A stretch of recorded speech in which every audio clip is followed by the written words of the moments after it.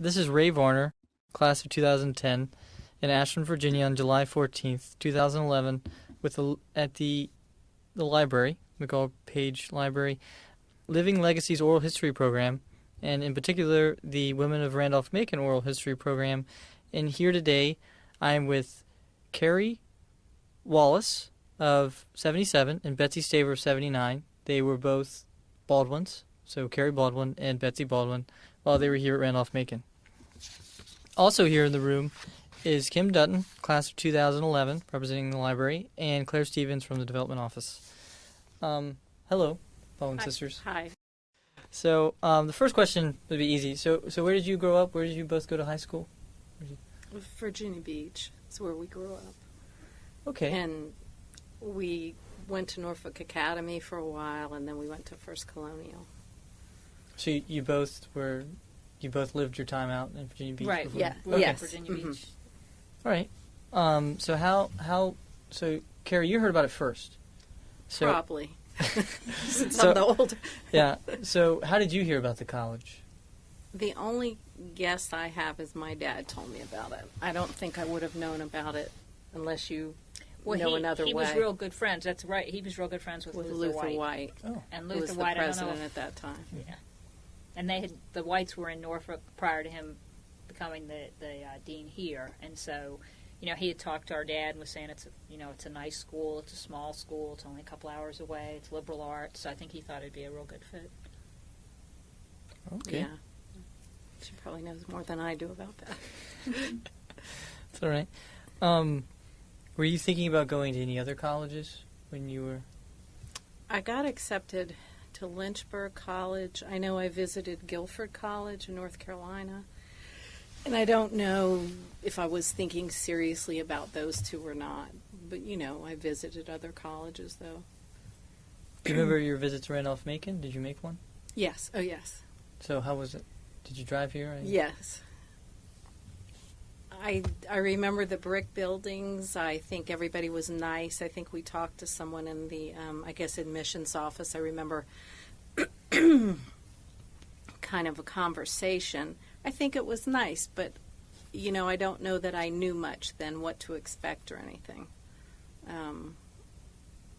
It was a small campus, which I think I probably liked. But I don't have a lot of. I just remember the brick buildings and the street, and just that they were very nice here. Were you along, Betsy? I don't think I was, and I think I don't think I actually had a visit. Obviously You I came, Cary, yeah, and I had come up a couple of times bringing her back and forth, and my grades were not very good. At Norfolk Academy, they were good at the school that I graduated from high school, so I was kind of looking at Virginia Wesleyan and Virginia Beach, which was kind of similar, and I think our parents thought it'd be much better if I went away to school. So I think I didn't have a visit, but I knew how much Cary liked it, and I liked it when I would come up here. So Cary, you knew that, I guess, in your mind, did you have the idea that the school had just gone co-ed? Did that bear in your decision at all, or? I'm sure I thought that was neat. Naively. You think, the guys will just be so happy to see us. Which wasn't exactly the case, I don't think. I think they already had their pattern of going to, Mary Washington? Yeah. So, but yeah, I probably thought that was neat. I just honestly don't remember exactly. It could have been our dad. He could have he could have said this would be a really good place, and it's only 2 hours away, that's nice. You're away, but you're close. So. And I remember one thing when you were asking about with being co-ed, just going co-ed. I was in New Dorm, and in New Dorm we had a kitchen, and I remember one early, in the fall, going down there, and we were going to make something, and there was like 20 girls down there that we had never seen before, and they were cooking. And we were thinking, well, that's kind of strange. Turns out they had come on a U-Haul from Longwood, and that was the big tradition. The guys they would have, fraternity parties and stuff, and they'd pile them in U-Hauls, and on this particular night, the kitchen at Moreland was broken, and so they had come over. They were cooking them dinner, and all these girls were getting together. And the big thing, too, they would do the U-Haul to Mary Wash, only with Mary Wash they would try to take their own truck up because there was a Carl's ice cream store up there. So that was the big plot. The guys would all go up there and get Carl's ice cream, and then they'd bring all the girls back. So yeah, they most definitely know that. They definitely had their own system wow. of. Oh yeah, I don't know how long they did that, but yeah, we remember we had plans for those girls. Do you remember your sister Betsy ever saying anything about the girl to? So when you decided to go there, you knew that she was one of, not necessarily a handful, but there were less. Did you know that? Did she ever say anything about that? I don't think we really talked a whole lot about that. I mean, I knew about it, but it obviously, I guess, fortunately or not, it became co-ed very quickly. I mean, I don't remember as a freshman coming up in 75 thinking, wow, I'm way outnumbered here. I mean, obviously there were more, but I think at that point, there were still stories of, we had an older woman who was like the house mother and she was pretty sweet, and guys, it was very strict rules with guys coming and going, and she used to give us these lectures how we can't go out looking somehow how we're looking because there are a lot of men around here, so we got a lot of those kind of conversations, but I really don't remember you and I talking particularly co-ed, but I think it was a very successful transition because it seems like a lot of schools that have done that, it moves much slower, and like I say, what is the ratio now? I think there's definitely more women. Are there? Yeah. There's more women now. Mm-hmm. And it funny. it moved very quickly, even by 79 when I graduated. Yeah. Do you remember if that was Mrs. Shack? Was that your house I had mother? Mrs. She Shack. had okay, Because I was in Mary Branch. I was in Mary Branch my second year, but I remember Mrs. Shack. Yeah, we loved her. She was sweeter than ours. She was just like, I guess, like a grandmother. I don't know. We just, it was very cool to have Mrs. Shack. I don't know. She retired before. She had her own apartment. She had a really cute little apartment. You can come in and talk to her, and I don't remember her. I remember her more just almost being like a student in an old, she was an old lady, but she wasn't at all like, I don't remember her being like giving us advice, or I don't know. I don't know that I remember that. Just everybody just really liked her, and you can go in if you needed something. Ours was a little tougher, but I do remember they actually had a person who would come in and clean your rooms and clean your bathrooms, and we had a woman named Bernice who we fell in love with. We would take her out on the weekends, and I remember Bernice loved the fact she thought girls were a whole lot neater than the boys. So she used to have conversations about how she was tickled pink to be doing more of the girls in the guys' rooms. Great. Do either of you remember your coming to campus as a freshman? So that first trip. So to move. You mean in. Move in? Mm-hmm. I know I remember, and this could have been that when I met my suite mate, one of my suite mates. If this is that time, because I have a memory of all these. We were in a big meeting, if I'm correct, like a big meeting in the auditorium. I guess it's still the auditorium. Probably like freshman orientation. Yeah, I do remember eating dinner with her parents. Her name was Kathy, and I remember eating dinner with her parents and my parents, if that's indeed what that was, the move-in. I would think it was, though. I would kind of think it was. And what dorm were you in? Originally, my freshman year, I was in New Dorm. Okay. That was my first year. And then we thought Mary Branch was very cozy and homey, and we loved it over there. Yeah. So we moved.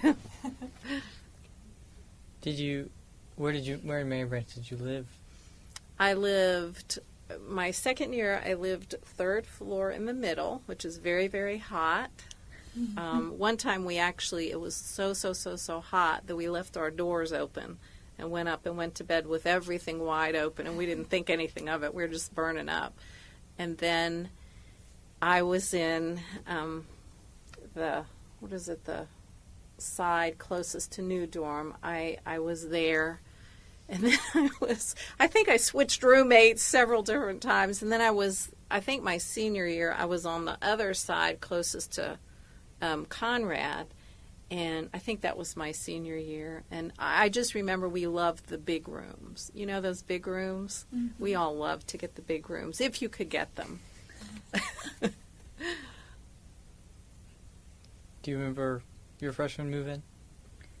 Yeah, I remember it was funny at our house because I actually had a friend who drove me up because it was hard for parents to get both of our stuff. And I remember I was on New Dorm on the second floor, and I remember we had like a welcoming committee. And 3 or 4 of those girls we've stayed friends with. You know, unfortunately, a couple of them have passed away. But we, you know, from day one, they became close, good friends. One of them actually, I remember the second day when we got my schedule, one of them saw my schedule, and she's like, no, we got to switch you around. And I think I had Dr. Hasker for English, and she moved that one. She moved, my whole schedule changed. And she was very good at it, and very creative on how to come up with reasons why I needed to change my schedule. So I remember, but I just remember everyone helping us and being very nervous. And I remember I was a huge tomboy, and my roommate was this very, very sweet girl. She was from New Jersey, and she was dressed to the T. You know, all I had was blue jeans and sneakers, which I'm still close to. But I just remember she was totally, and you know, and we were very, very different. Although she got a beagle, so I remember that kind of brought us know that for a little bit, yeah. And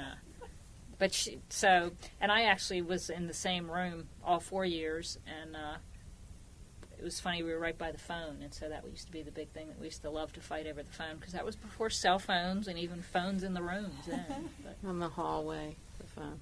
I think when you mentioned coming with a friend, I'm pretty certain I drove up with a friend, because what I remember is my mom and my best friend, one of my best friends at that time, Debbie, and I'm thinking I did come up with her the very first day, because I can remember all the car was packed with stuff. So that might have been the very first day that we came. I don't know if we came up for something where there was a big meeting. I just can picture this big meeting in the auditorium, I guess. So I don't know if I'm confused about. I know my parents met one of my suite mates and we ate dinner together, but I don't know when that was. But I think I did this. I think the first time I came, I drove up with Debbie, and all the stuff was in the car. I don't remember. I know, like when we both, at least when I arrived as a freshman, you know, I do remember we would have different meetings and, you know, different things that you were interested in, and I don't remember at all feeling outnumbered by guys. I mean, I always felt like it was a pretty, even going in for meals and stuff, I don't remember thinking, oh my God, there's like 80 boys here and 5 girls. I don't ever remember feeling that way. Did you have a separate meeting for just the girls? I don't remember having a separate meeting, and I don't know if it was strategically done so that, you know, they put 20 people together and they tried as much as they could to have an even match. But I just don't remember feeling outnumbered or feeling like there were a whole lot of guys, more so than the girls.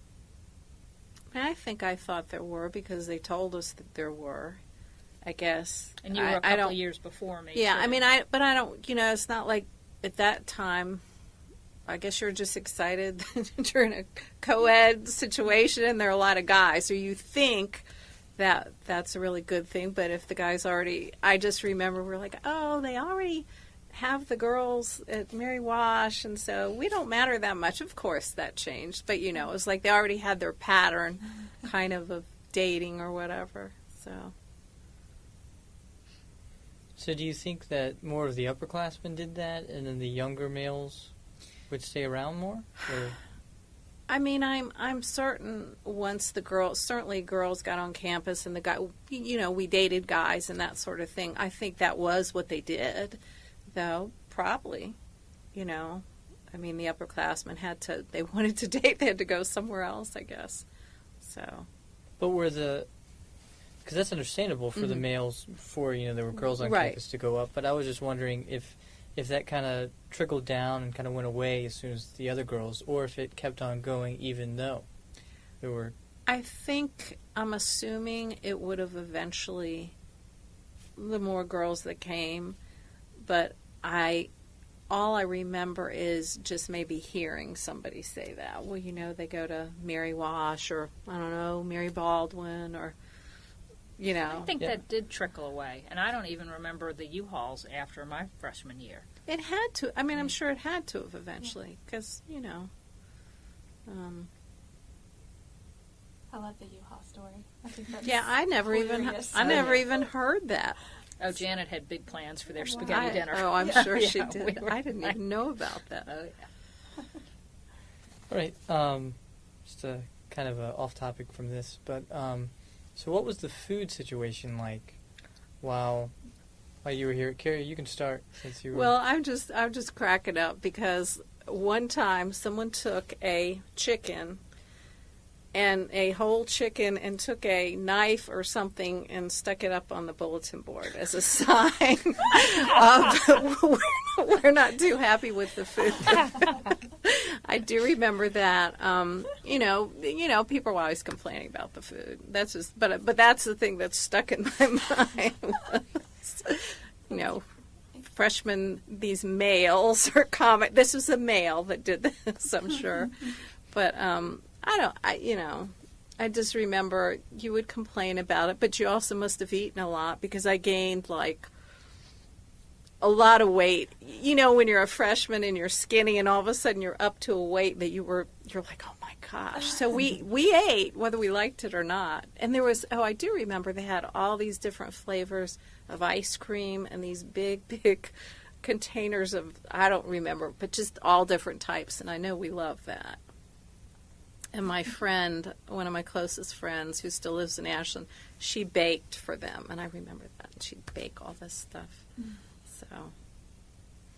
It's funny. I remembered loving the food. And I actually worked in the cafeteria. And I remember there was a guy named Champ. Does Champ? I remember name him. Come up? I remember him. Champ, I think he just retired a couple years ago. But he was Really? here, yeah. Tall. Yeah, I know Champ pretty well. Wow, that's really interesting. I was afraid of Champ. I was too. Can you tell us more about Champ? Well, Champ would be the first thing you would see, and he was a little intimidating, and he used to hang out at the Lambda Chi house. And, I think he was probably harmless, but he just kind of was a little bit different, and a little, I think he was perhaps missing some teeth, and he just, he was very tall, and you'd come in and, back then Lester was in there. Well, Lester was who I was thinking about. And, Lester knew everybody immediately, so it wasn't as much with showing ID cards or any of that, and every now and then I'd be serving something, and Champ would glare at me, and I'd be like, I've done something wrong here, and I don't want to make him mad, it was like, but I remember loving the food. I remember thinking, it was all you could eat, and Sunday we had steak for lunch or something. We did have I remember the line would be really long for Sunday lunch, I guess. For people coming in. I just remember that maybe, I don't know that the food was that bad, but I do remember, it's just what story. people do. They just, it was funny. And there was John Bach was one of the guys who was, remember he was I don't know what he did in the cafeteria, but apparently one morning somebody spiked the orange juice. and so there was like the big joke that everyone was so happy and perky, And then John found out, and it was not a pretty scene. But Lester was the biggest treat. Oh, if you had a homesick person, he if was, you had really. anybody sad, Lester could cheer everybody up, and he made it his goal. And if anybody looked uncomfortable or left out, Lester would pull them in immediately. He was wonderful. All right, so what were your social lives like here at Randolph-Macon? So who did you hang out with? What activities did you do?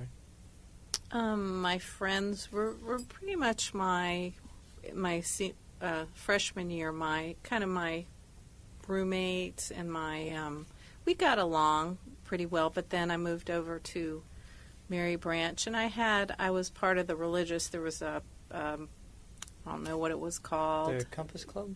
No, I don't know what it was called. it wasn't Young Life, but it sort was of like similar to InterVarsity or something. But I can't think of Do the you name. remember Jerome Ross? Joan Ross? Jerome Ross? Oh, Jerry, yes. Yeah, I've been talking to him about Oh, that you have? organization. I think Oh, it might be the what is that club? Would it be in the yearbook? I cannot think of the But name of it, where honestly. did you meet? Where would you meet? Duncan, in Duncan Memorial, we met like, I don't know if it was once a weeknight, but Jerry was part of that. Yeah, Jerry, we called him Jerry Bear. He was also a basketball player, correct? Yeah. Tall. Yeah. Oh, that's really neat that you even talk. I have lost contact with him.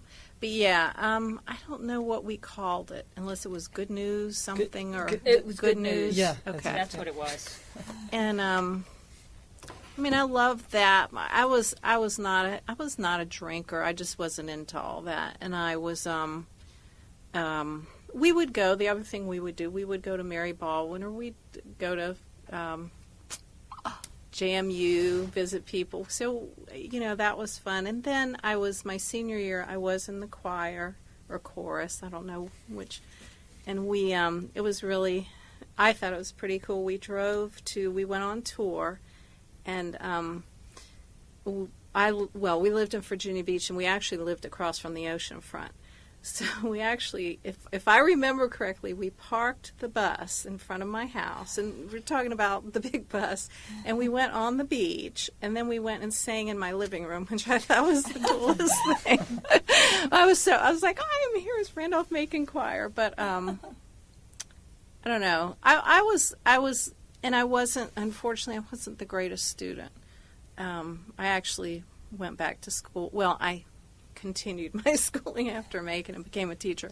But I was I would say Betsy was I was not the big partier type or anything. I just enjoyed my friends. I was, and we did do things and go places, but I wasn't into, I went to fraternity parties a couple of times, but I always felt like it was just too wild for me. I don't know. That was not my thing. So maybe It's funny. Dick Hamrick remembers that trip What trip?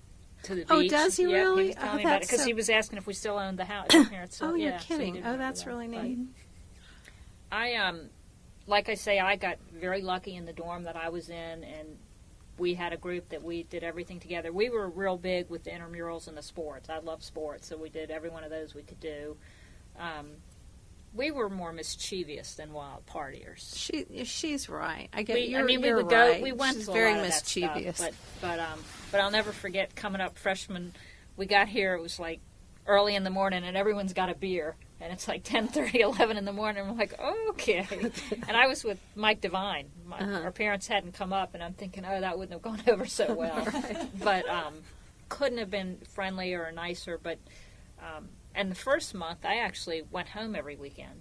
I loved Virginia Beach and was pretty homesick, and I actually met somebody the second day of school. Remember Paul Sissel? Yes. And so, it was really funny because what ends up happening, you have a boyfriend, so then you miss out on some of your other friends. And then when you do go to dinner with them, they're like, oh, did you have a fight? Because it was like, obviously that wasn't your norm. But I felt like Macon had a lot. People would go away on the weekends for skiing sometimes, or to go to other campuses. But a lot of times the football games were big then. I don't know if they're still real big, and the basketball games. We had a really good basketball team that year. A couple of years in there. We won something with ODU. I mean, it was a huge. I guess you were here. I don't know whatever year it was, but we were so excited because I think it was ODU and RMC. And we were in the gym, and it was like big deal. And I don't think we won, or maybe I don't remember, but I don't know. But I remember another year, Randolph-Macon qualified to be in this huge tournament. And it was like in Springfield, Mass. It wasn't local, and somehow a group of the fraternities, whatever, got buses so people could drive up there. Well, it was this huge argument because you weren't going to be excused if you missed classes. And I remember coming in the fitness center, student center, and they had this big, not like a riot, but it was like everybody got there and they were just arguing back and forth, and they just felt like, we want to go, we want to support the school, and you were going to miss all the Friday classes to go to this game. And there were a few professors who were like adamant, like, you don't come, you're not going, you know, you're going to get, and I guess then they kept track of who came and who didn't.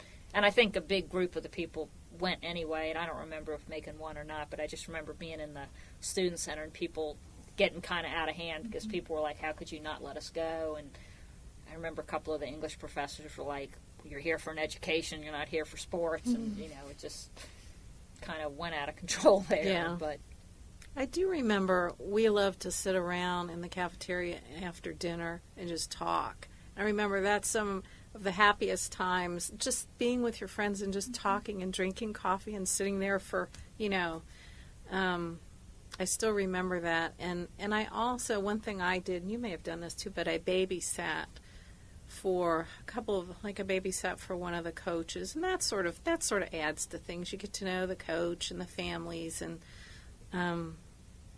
there was when the choir tour one year, do you remember Buster Ward? Does that name? Okay, well, I think one year I babysat for Buster's, or stayed at his house while they went on choir tour. I don't know, but all those things kind of add to it. Just, you know, getting to know families and things like that, and being just involved kind of in the community. Anything you can be involved that way. I don't remember everything, but, you know, I'm sure we would go, there was a family named Schamberger, and I remember we would go out to their house out in Montpelier and have cookouts. I do remember that. That was part of that fellowship group. There was a guy named Keen Pickard. I don't know if any ring a bell at all. Mm-hmm. And he must have known this family. But I love that. We'd go out there and just have cookouts and bonfires and all, and that was really neat.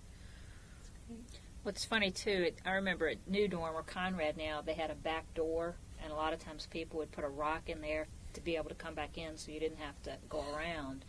And I worked a couple of nights at the student center, like in the little snack bar area, and I was afraid of my own shadow. So I would always, my roommate or my suite mate would always leave the rock in the door.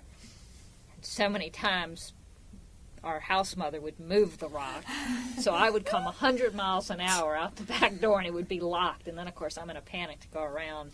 And I remember she would try to explain how the rock. Didn't you have your card? I don't think the back door you were supposed to use at night. Oh, you're right, the back door. Yeah. So why didn't you? Because I was afraid. It was I was afraid. I was very afraid of my own shadow. Okay. So I would study a lot in the science building, and I would always have Lynn would always meet me halfway coming back, because I was like, I'm not walking alone. Now, see, I was never afraid. I don't think we had any. We didn't think there's anything to be afraid of. I mean, we'd walk back at 1 a.m. from the science center. We really didn't. I don't think anybody else was. I think that was me. Well, yeah. Well, I mean, I just remember at that time, you weren't afraid. If you leave your doors open on 3rd floor on a hot night, you're just not afraid. You don't think anything's going to happen to you. That's just, But they had one thing, and I don't remember how it originated, but they had professors where you would bid on having dinner with them. And I remember somebody else did it, and we got it, Dr. Noe, who was a German professor. And I remember being absolutely terrified, thinking, boy, if I'd knock something over, I'm going to flunk German or something. But it was really kind of neat, because the different professors would do that, and they would try to get you out. And Carl Peace, remember Carl, he was a math professor here, and his son would a lot of times be with him, and so the deal was you could get math help, but then you had to watch him for the next half an hour for the next student who came in. He was the baby, right? Yeah. He was the baby. Chris, yeah. Yeah. Mm. Can you tell me more about intramurals while you were? Intramurals was pretty much what we would do. Like we did it for softball, we did it for soccer, we did it for basketball. We even tried to get an intramural girls football team. And we played Mary Wash and got annihilated. It was very ugly, and clearly they had far more of the power and the size than we did, and that we squished that real quick. It was a lot of fun, though. We would do basketball. We would do, I'm trying to think. I don't know who we would play. I guess Mary Branch That's or what the I girls' was. dorm. I don't. remember. I didn't do that. I mean, I played tennis, I think. Well, but and I don't see, think I. And we did like the new dorm or Conrad would be like the east and the west, and so I think whatever teams, because I think we had our own team just on second floor west. You did. Yeah. Oh Okay. yeah. We had that group was just a group that everybody stayed together. I mean, there were probably 18 girls that stayed there. A lot of them were sophomores when I was a freshman, but stayed in that whole dorm, and became close friends. And I remember Laura Williams' parents took us several times spring break to Florida in their Winnebago. Oh wow. And it was like 8 of us. Yeah, I mean they. Oh wow. But that was my memory of intramurals. I know we did basketball, but it was just a lot of fun, and we would play some tricks, and we'd go over in the gym, and not totally organized, but our group would always practice and just have a good time with it. Would you would compete against other girls, or would you ever compete with? Not with the guys. Oh, No. Well, we may have one time with Moreland, but they had to use their non-dominant hand. We did have a basketball game with them once, but they had to. I don't remember what their rules were, but we clearly had the advantage. Were there any co-ed intramural teams? So half guys, half girls, or anything like that? I don't remember. I don't remember. I don't think that there were. For whatever reason, we always had guy coaches. Oh, really? Yeah, and I think they got paid. Like, I know Rich Reinhardt always did our volleyball, our baseball, and I know Mark Jobe did basketball. But I think it was a paid position. I'm pretty sure they made something. You would just there'd just be a coach, I guess. Coach, but yeah. But, he would be there for a while. You know what I mean? Like, if he coached several games. So I guess they would just instruct you how to play and all that stuff, just like a normal coach? Yeah, and we would have practices. Oh, wow. And they would, say who's going to play what position. Like in basketball, they would bring people in and out. But I don't remember guys, and it never went out of the school. It was always within the school. But Yeah. I think there were quite a few teams. And you had, a schedule. The schedule would be posted for who you're playing and what time. Mm-hmm. It's just interesting that they had a guy coach. Like, they just threw I a know. guy Why we at didn't you. have girls in there, I have no clue. That's funny, because I didn't think about it until then. And every one we did, and I still remember it, but it was not, I don't know why. Okay, can you tell me about your close relationships? Who your best friends were, maybe who your roommates were. Something. Do you want names? Yeah, if you want to. Yeah. I mean, my freshman year, I actually met my roommate before I came here. Her name was Nancy Mershon, and I think she was from Newport News. So we met, and that was really cool. And then when I got here, Carol, her name I think is Drury now, but I don't remember her name. But she was one of my suite mates, and a girl named Kathy Sadler, who she had multiple sclerosis. Found out she had that when she was actually in college. I think I don't know if it's close to her senior year, but Kathy was one of my best friends, and we would go. We joked, she lived in Moon, Virginia. She lived in Matthews County. But we'd joke and say we're going to the moon. But I loved going to her. I don't know. It was totally different where I grew up. So I loved that. And then Kathy was my roommate when we left New Dorm. And then we went over to Mary Branch the next year. And Kathy was my roommate. And I guess I was close to... There were several girls that I was close to. There's a girl that I still... I'm in contact now, Regina Carson. Joe Carson was her husband, if you know them. And Regina and I just started touching base. We were very, very close friends. And I'd go see her mom. What was fun about, I think the same with you, you'd have friends and you'd go visit their mom. Or, it wasn't just in college. You would go, I'd go visit Regina's mom, who lived where now is Short Pump Mall. And her mom lived in one of these we just thought it was really cool. We'd go see her mom, and she lived in a little house, and there's something neat about it. And actually, I just ate lunch with Regina and her mom and her daughter who goes here. So that was really neat. But I guess just Sarah Bremner. Sarah has worked at the college, and Danny Bremner is her husband, and he went to Randolph-Macon. And Sarah's one of my closest friends, and I still see her. She lives in Ashland, but I guess I'm trying to think. That's probably enough, right? I mean, they're just, well, Yeah, I mean, why? What made them? Your friend. What did you all do the same activities, or you just ended up in the same place? I guess year, we certainly had things in common. I think we were more conservative. Like, none of us were heavy drinkers. Nothing. I'm just saying, none of us were really heavy drinkers. We were more on the conservative side. We were involved with the Good News Fellowship thing, and I think we just had some of the same values. They were from very different. Kathy's dad was a barber, and then Sarah.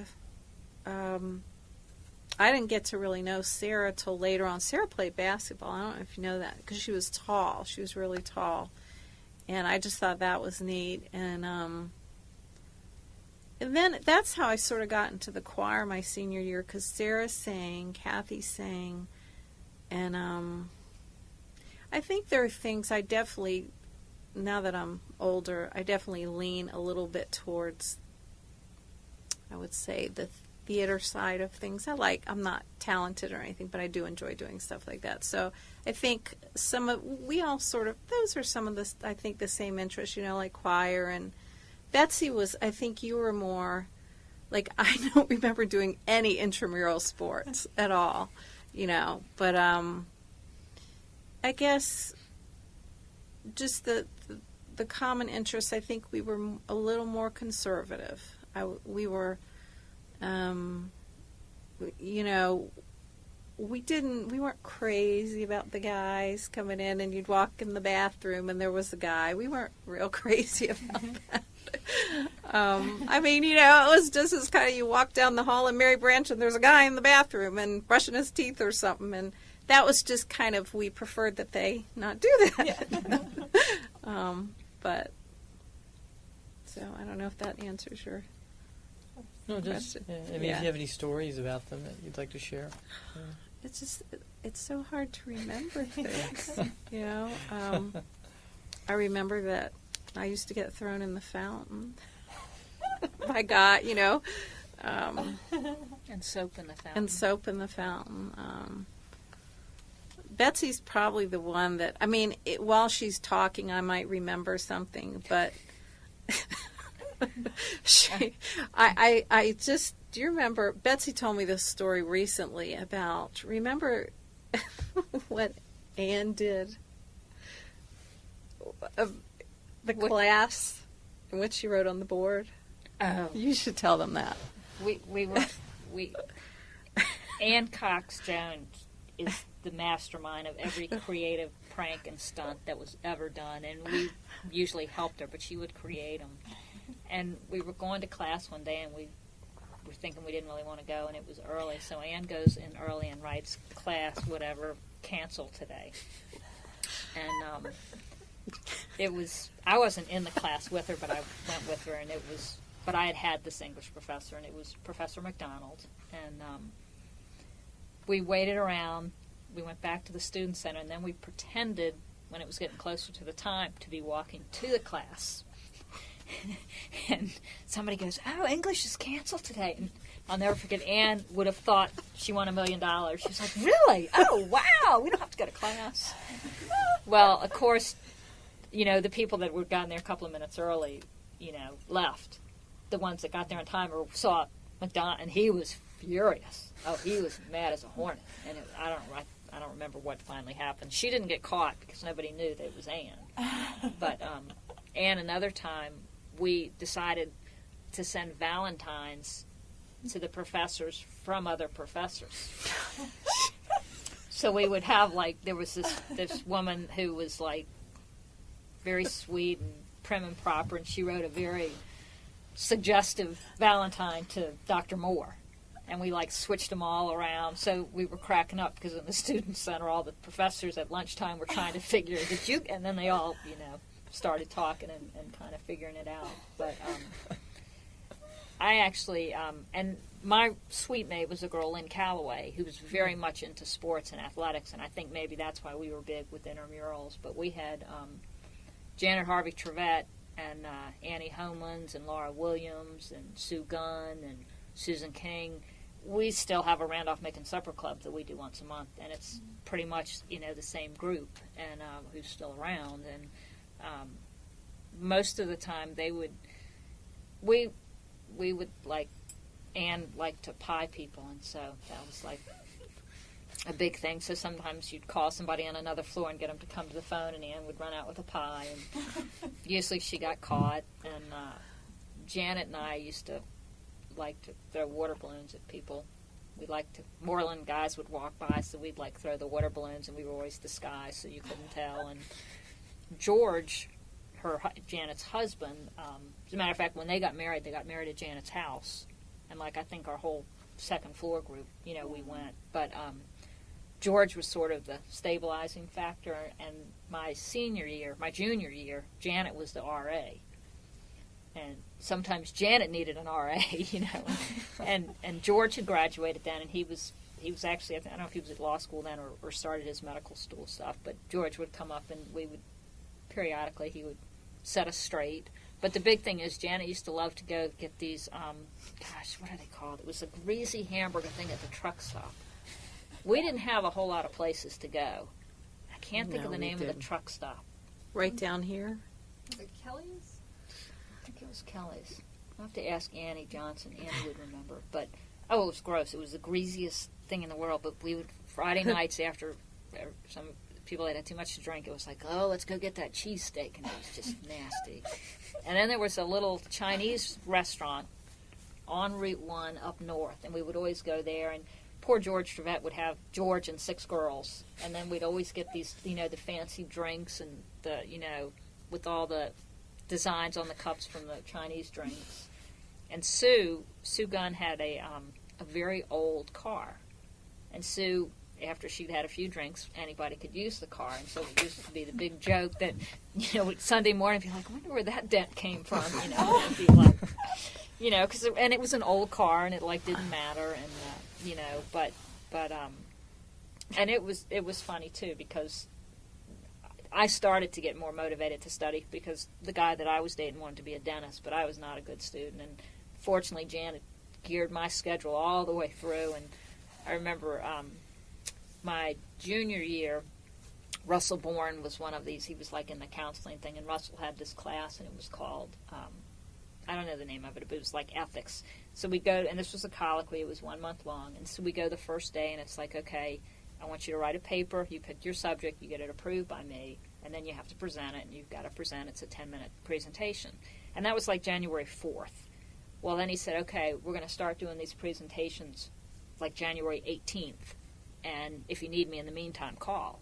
So basically, well, my roommate had some astronomy one with Dr. Baldridge, and she was in class from about 8 to 2 every day of the week.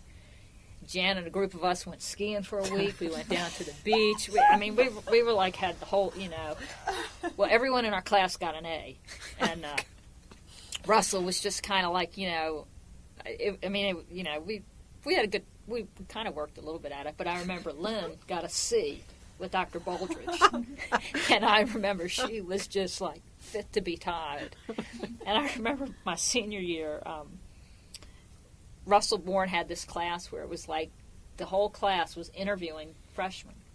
Janet had done it, and Janet had gotten me the position. It was for 2 semesters, I went to all the freshmen and would interview them and find out what they wanted to do and what their expectations were of college. It was a list that I had to do, and then I had to, once a week, I guess, talk to Russell with, what we found out. But I remember it was interesting because then a lot of them never knew the school was even, they thought it was co-ed all along because these were freshmen in 1979. So it was just kind of funny, some of their, expectations and kind of the differences. But that was a group who I pretty much stayed friends with and continue to.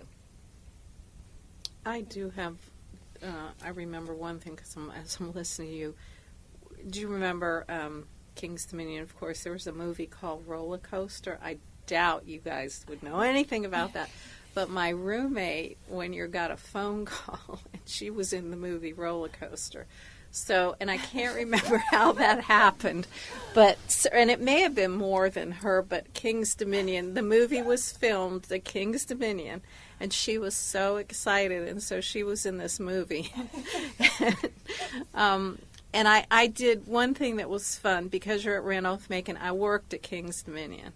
So, and a group of us, I think it was, I don't know if it was my junior year, but a group of us worked at King's Dominion, and my job that year, and I don't think they have these anymore, but they had trams at King's Dominion, and you would drive through the parking lot and pick up people, and I just remember that was really fun, and I think like the first time I drove the tram, I was headed out towards 95, so I was going the wrong way.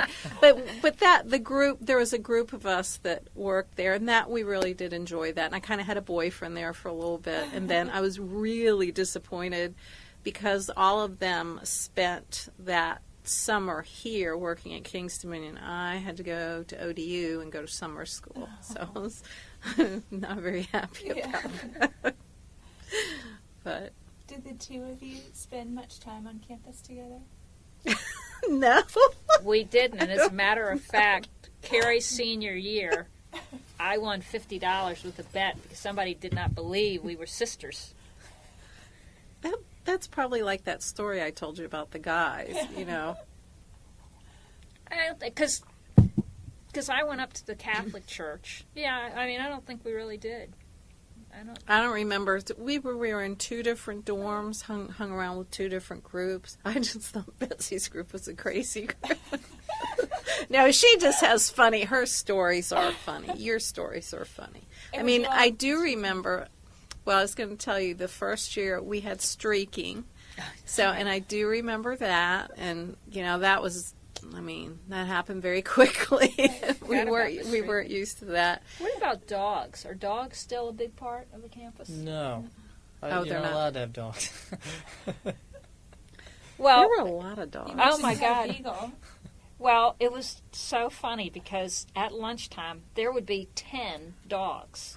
Now, you don't remember? I think they came around. Yeah, no, I do remember. There are a lot of tons, yeah, and like different fraternities, and you would there are a lot of dogs. And they had. I don't think they still do this, but they would have. Remember trays, and it would be like bologna, salami, cheese, and you could just. So. No wonder the dogs. Well, we would always feed them, but I'll never forget one time, Beth Heyer. She's Beth. I can't remember, but anyway, Beth was not a big fan of dogs. And Beth's roommate that year was Janet. So we decided to play a trick and put all the dogs in her room to play the trick on Janet. And so we got a wad of meat, and poor Lester was like, he'd be so mad because he didn't like feeding the dogs. So we get about 8 dogs to go up. We get them all in Janet's room, and we close the door.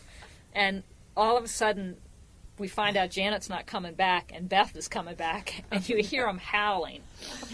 And Beth was not amused. I mean, it was just kind of like, And then we had, I remember another story, Susan King. Did you talk to Susan? Does that ring a bell at all? Susan, yeah, it does, but I don't think we've talked to her yet, but it does ring. Well, Susan would be a good one to talk to as well. But Susan one time was playing a trick on my roommate, who was Lynn, and we shared a bathroom then. Actually, she was my suite mate. She got a dead fish that her dad had caught. Oh, I remember. And put it in the bathroom, like in the floor, and the bathrooms had heat lamps in there in New Dorm, like it was like the regular lamp and the drying light lamp. So this fish stayed in our shower like the whole night. So the next morning, Susan doesn't play tricks on anybody. Susan was very serious, very studious. I don't know what motivated this one, but so all of a sudden, instead of Lynn going in the room first, my roommate goes in there. And she wore glasses, so she couldn't see, so she's yelling at fish. And I'm thinking a silverfish. And she's, because I hadn't done it, I didn't get the smell, and she's thinking she's dying, too, with the smell, and so she's like screaming bloody murder. So everyone's coming out. It's early Saturday morning. Well, you see Susan coming out looking horrified. And poor Valerie, she's having to explain to Valerie this whole fish story that had nothing to do, was not intended for her. And I just remember it was just funny because Susan King did not play tricks. So this was. I actually think I have a memory of coming over to your room or something, you telling me about that, or a vague memory, like I was there and something. I don't know if I was. It smelled for. Um, But they enforce the dogs now. You don't see dogs hanging around. Dogs could come into class. No. I mean, I think families will come to campus, and with their dog, and I think the campus is dog friendly in that regard. But no, I don't think that you don't have one. people aren't allowed to have dogs in their Well, dorms. do you remember George Turman? He had 2 St. Bernards. I do, but I didn't remember. I mean, he What? lived down in the motel dorms. We called them the motel dorms then. And he had 2 big St. Bernards. Where would he keep them? Good question. It is- I don't- Ones I knew, a lot of them stayed in the rooms. Wow. I mean, we had a beagle probably for 4 months. we didn't have pets in Mary Branch that I really don't remember that we had that many pets, but I remember there were a lot of dogs Well, around the Carson- cafeteria. I think that's where Carson they really at the end were. of the hall, they had a poodle.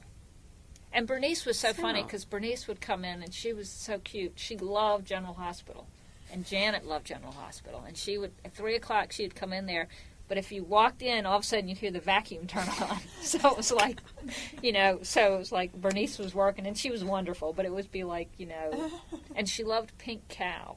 We'd always give her Pink Cow. That was some wine, drink, or whiskey that Bernice loved. So any present we'd ever give her, we'd give her her Pink Cow. I don't think we had anyone clean our rooms in Mary Branch. I don't think we had any of that. You had to have. I don't remember it if we did.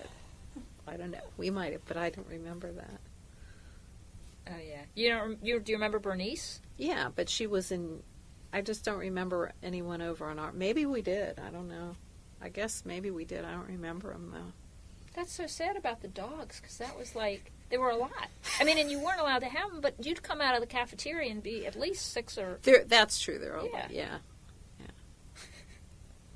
I do remember also when you're talking about something you're talking about when there was a party, a surprise party. It was always fun. You'd crowd all these people in a room, and then the person would come in and everybody would scream surprise. But college was like the best fun you can have without any worries. I mean, you were supposed to be studying, but I just remember looking back at my college days and it was just pure talking with your friends, and you had one little room that you lived in. You were totally content, Well, we had Mayberry's ice cream was there. Yeah, That was right Mayberry's on the ice corner, cream so was that there. was That's big. true. I forgot about that. Yeah. And then Hanover Pharmacy was there, and Hanover had the little ice cream thing, so that was the big hot spot. And I think it was Below Pharmacy. It was AMP. It was AMP.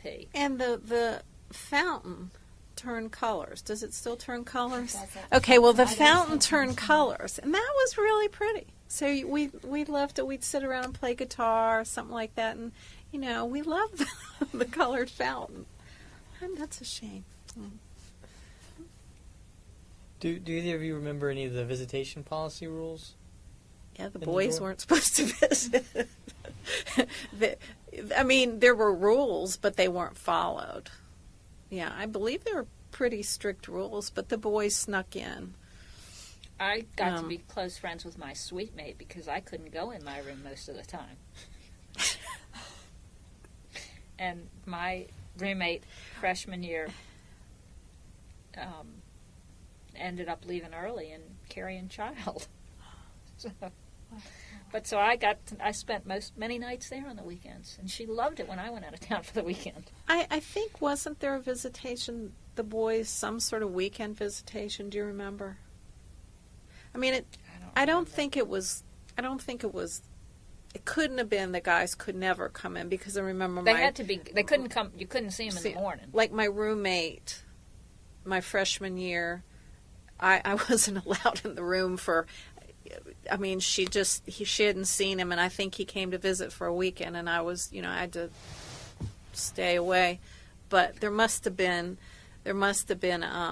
I think they just honestly hadn't seen each other in a while. But I think you could bring. There was something on weekends they could come. Maybe I just don't remember strict, explicitly. And they had to be out at a certain time because Yeah, that was the I mean, big it was- thing with the rock at the back door. Yeah.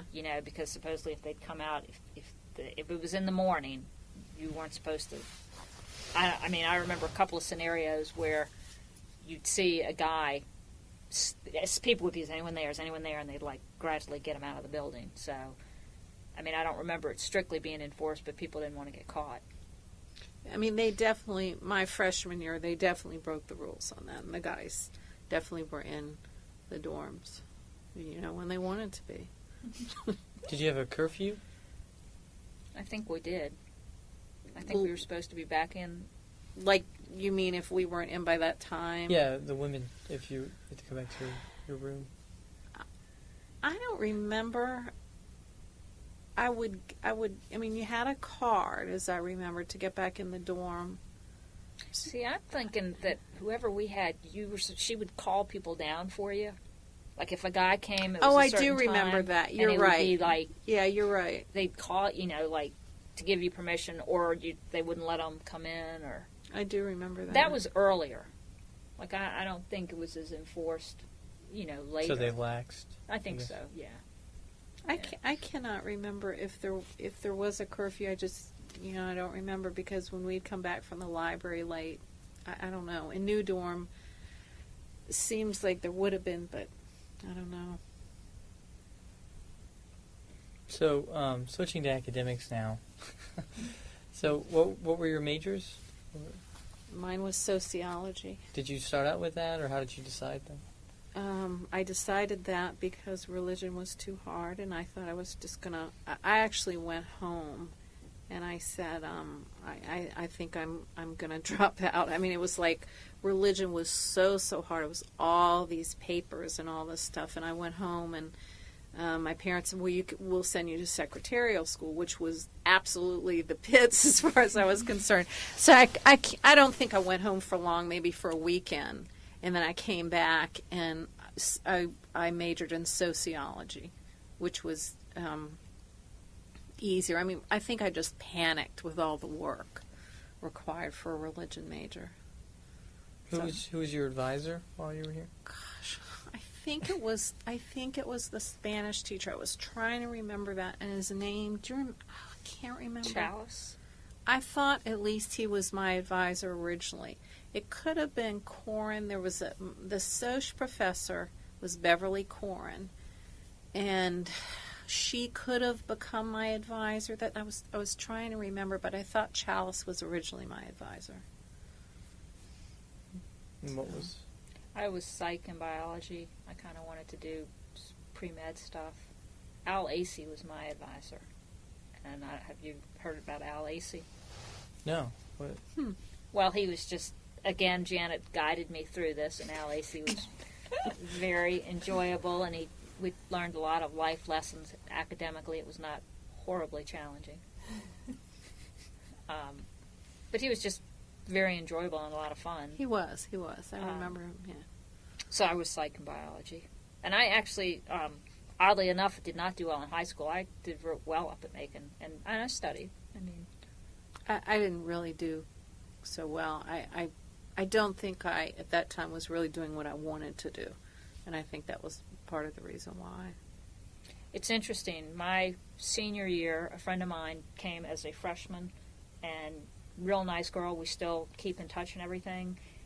She, unfortunately, did not get the guidance for the classes that she selected, and she flunked out after a year. But I remember thinking it was just kind of sad because she had done well in her math SAT, so she got put immediately into one semester of calculus instead of finite or logic or statistics. She got B.J. Seymour for religion. She just got very hard, and it was just kind of sad because I'm sure, every class is hard and difficult, but I don't know now if there's as much.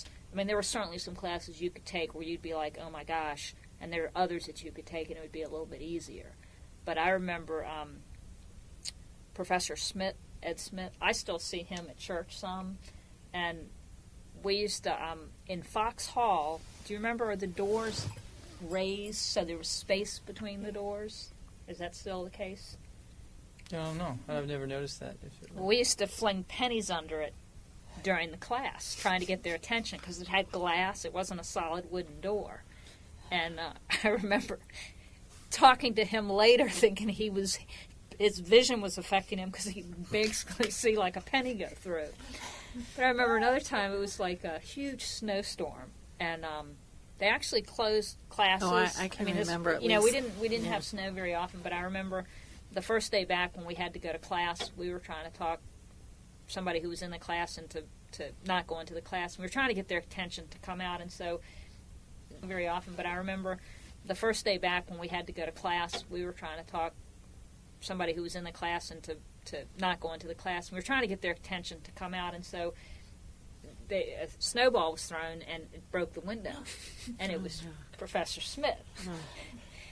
And he saw, I mean, he knew who it was, you know, and I remember it was just real funny because Mike Pandak was in there, and Mike was real nice guy. Mike is he's a physician now, and Mike was trying to explain to Schmidt how the snow had gotten the best of people, and, you know, trying not so we didn't get in trouble, and it was like, ended up, you know, the window had to be paid for, but there was no trouble. Nobody got in trouble from it. So Schmidt still remembers that story, and, you know, that's been 30 years ago. Oh, wow. That's great. I do remember that when you were talking about that person who I think you said dropped out or flunked out, that we were told, we figured out Randolph-Macon back then was easy to get in, the word was, but it wasn't easy to stay in. And I knew of people who did flunk out, so that was kind of the thing. And I doubt it's easy to get in now, but back then that was the word. It's easy to get in, but not Hard easy to stay in. Yeah. But, you know, it's interesting. I'm in the medical field, and back then we had quite a lot of pre-med majors. I mean, it was known for that. It was known for pharmacy, for PT.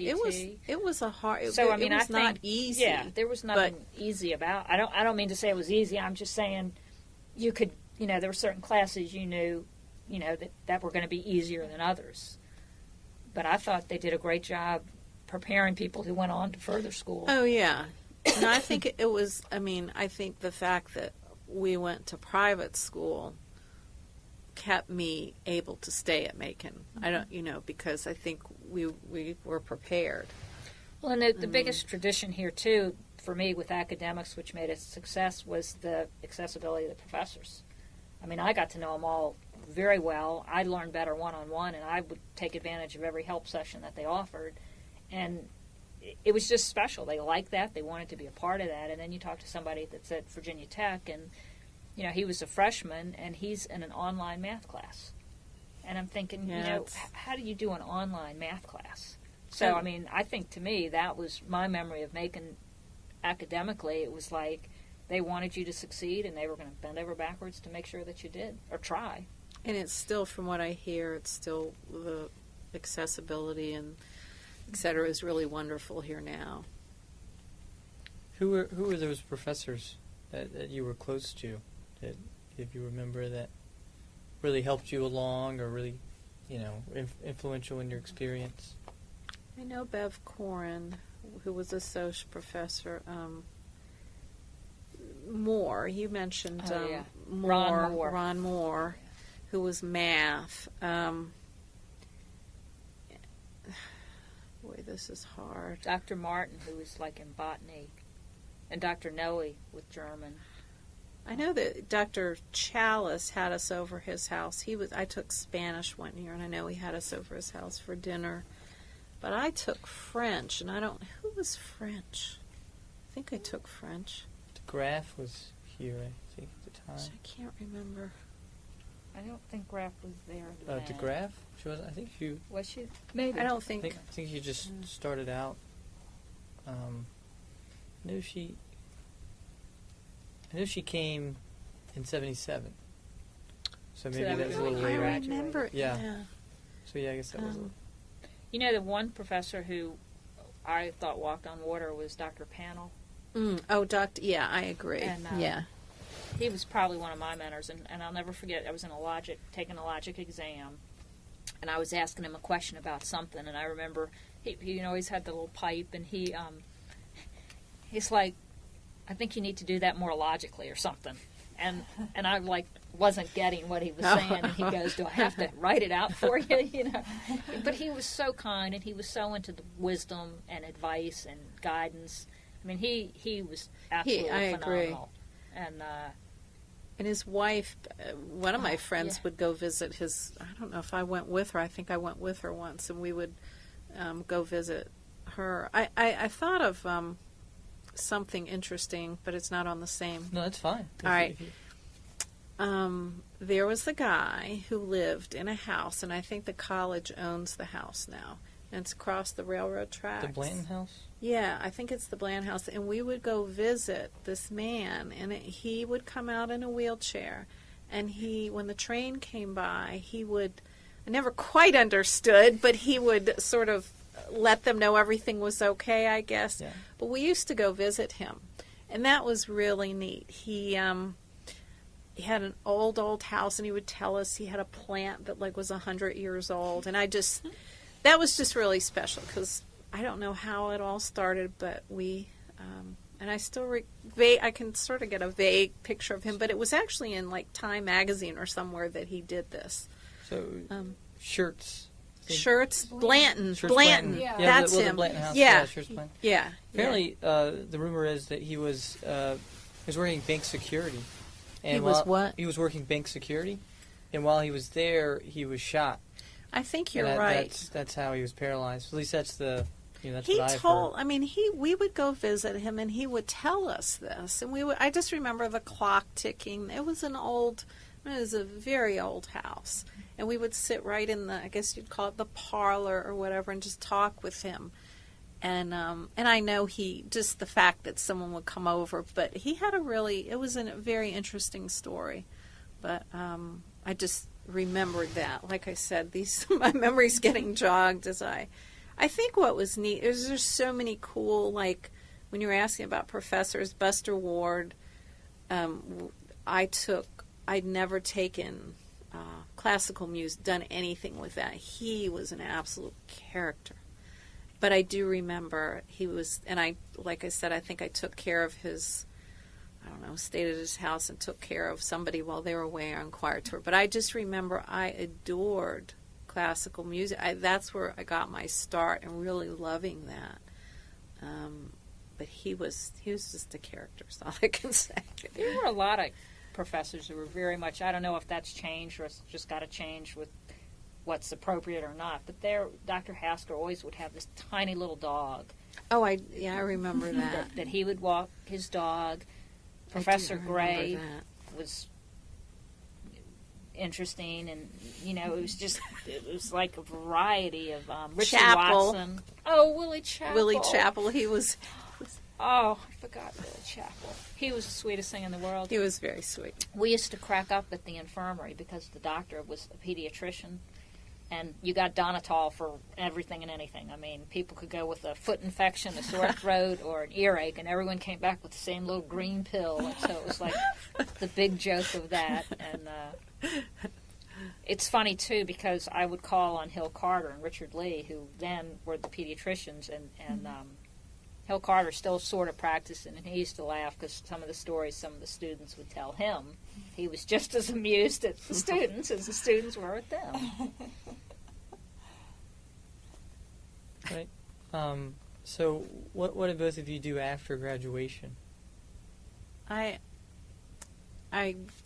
of us lived in an apartment. From five of us from Randolph-Macon, we lived in an apartment right on Myrtle Street. And then I worked for King's Dominion. I worked as a desk clerk, and I went back to school at University of Richmond and taught for a while. I taught off and on preschool, second grade, third grade. That's really what I wanted to do. And I think when I went to Macon, I think I kind of knew that's what I wanted to do, but they didn't have an education major then. So, I just did piddly jobs, and then really going back to school was, I think, and I did much better then because I think that's really what I wanted to do. And I actually, a whole group of us all moved into the Cloisters apartments, and we all lived there. Everybody kind of had different jobs and went in different directions. I was in the medical and working at St. Mary's, and they actually had a program that I looked at where they would pay for you to go to pharmacy school, and I just was thinking the chemistry wasn't made for me. But we all kind of still continued to hang out and be friends together. I don't have a big group that I hang out with like she does, but I do have more scattered friends. So I think we both. Well, and it's so still sad. Our group, we've had 2 people that have died way too early. So it's been very sad. Well, and same with my You've had- friends, yeah. though. Yeah. So how have you stayed in contact with the college over these years? Well, one thing you don't know, my mother-in-law actually was the phone receptionist for 15 years. Her name was Jean Wallace. So I certainly stayed in contact with them. But I think Betsy's far more than me. I think life was very busy. I got married and had 2 stepsons when I got married. I just think my life got really, really busy, and we did live in Ashland up until 11 years ago. And I think probably when I was, when we lived there, I was more in contact. But I don't know. I don't think your friends, Betsy had a bigger group that really would, I think, stay together. Mine were more scattered, and so I think that made you have, I didn't have as much contact. Maybe I went to a couple of things off and on. There was something I did. I went to something. I don't even remember what it was. They had some sort of breakfast or something, and they had alumni come in and talk about maybe their job situation and networking. That was, I don't know how many years ago. That was a long time ago. I know I was involved in that, but I think I'm more just once in a while I'll come in and go to something, or I don't know. It's just, it's just not as you more so, I think. Well, we would were come for a involved. variety of reasons. We would come. My son was in Indian Guides, so they would always come up for a football game. We did all the homecoming stuff. Pretty much. I mean, and I called in Ashland, so I'd always come by and just sort of see what was going on, trying to keep in contact. I shared a nanny with Kelly Lambert, and or another neighbor. So Kelly and I would hear all everything going on, and we don't do as much now. My husband started the YMCA up here, and so they used to do a lot with Randolph-Macon, and Randolph-Macon used to be kind enough to let us have the gym for teen scene, which was always a painful moment. But and they would do a lot of camps up here, and my husband would help kind of work with that, and the college was very good on that. But all of our reunions have been wonderful, but the last one was just very, very few people came, and it rained, but it just was kind of a disappointing turnout. But so that's kind of how, and periodically I've done some of the career stuff as well. A couple of times where they were looking for sales, or they had different people, what you had done, and were you willing to come talk, and so we got contacted for that. But I haven't had a whole lot of contact. We come up and eat here sometimes, though. That's great. In Estes, right? Mm-hmm. So how does it compare to when you were here? I liked it when I was here. It's obviously a whole lot better. But I had lunch up at the University of Virginia, and I felt like I was lost in the world of food. It's it's all relative. But I like. I've always thought it was very good. Maybe because I worked there. I appreciated it more. I don't know. Yeah. I think one of my friends, Sarah Bremner, for a while, I don't know that they still do this, but they would eat dinner every night here because she worked in Ashland, and I don't know, I think she and her husband they thought that was fun, and they, yeah. I don't know that she still does that, though. We would see them every time, and we didn't come often, but they were there. They were there every time? Oh, okay. They'd always go talk to them. Oh, that's funny. My mother-in-law still has a little group that meets for lunch once a month, I believe. I think at the lunch in the cafeteria. All right. Another question is that let's say there was a woman, entering Randolph-Macon right now as a freshman, or it could be a man, I guess, or women, or whichever one you want to think about it. What kind of advice would you give to this person while they were going through Randolph-Macon, based on your experience and afterwards, and what would you tell them? I already know someone who's coming here, one of my students. Oh. It's a riot. Well, what would you tell your students? I heard that there's a wonderful, the professors are wonderful as far as being in touch and accessibility, that it's really wonderful. They really care. I just heard that's just really great. Do you want me to honestly tell you? Yeah, what would you... I did hear that, and if this is not true, let me know, that they did not have sororities, which you guys probably know when we were on campus, and they do now. And I did hear that they rush you before you even get your grades, and that this is what I was told, that, say you come in and you're rushed and your grades go down, where I thought it used to be you had to maintain a certain grade average. Is that true? Because I don't want to... You have to wait till your second semester of school anyway. Oh, you do. So But- maybe that's not quite But correct. you have to have a minimum GPA to rush. But then after that, I think you have to... The sororities or the fraternities set it themselves that if you drop below the line, you might have to. But that's determined by the different organizations. Okay. I think each fraternity and sorority has a national GPA that they need to maintain and that you have to have to enter, and you will have already gotten your grades before you. Okay. rush. Because I think I would just say you want to be careful to keep your grades up and not... I hear the social, there's quite a bit of, some drinking and that sort of thing. So I would say just be careful not to let that kind of be first. And that's what I would say. Just you don't want to drop out. You don't want to all the partying. And this particular person probably is not like that. But I think we used to say when I came to Macon, there would be people who had never been out of the house. It seemed like, and they just could not handle all the freedom. And we saw girls like this who had no clue what to do with all that freedom, and they got into trouble. And so I would just say, be careful, make wise choices.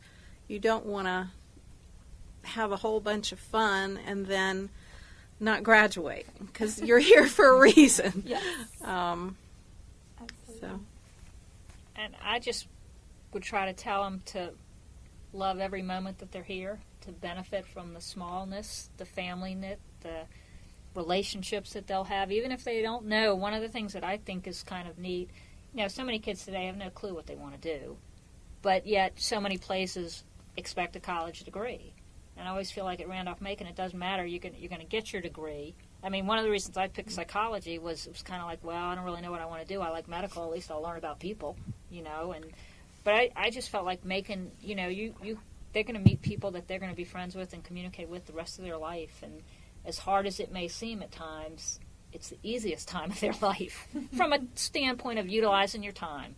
it's a wonderful time of your life. And just to It's a try really to start wonderful with good time. habits and,